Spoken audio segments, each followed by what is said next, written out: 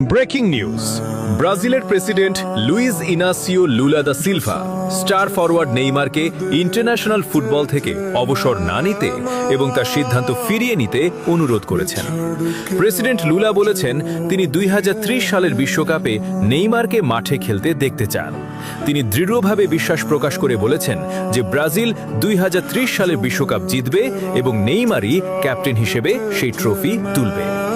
এছাড়াও নেইমারের বাবা ইনস্টাগ্রামে বলেছেন নেইমারকে 2030 ফিফা বিশ্বকাপ পর্যন্ত খেলা চালিয়ে যাওয়ার জন্য অনুরোধ করেছেন।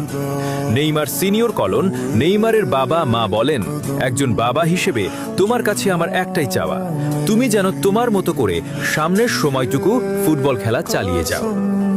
সেপ্টেম্বরে অস্ট্রেলিয়ার বিপক্ষে ব্রাজিলের প্রীতি ম্যাচ অনুষ্ঠিত হবার জন্য আলোচনা চলছে। আশা করা যাচ্ছে নেইমার প্রীতি ম্যাচগুলো খেলবেন।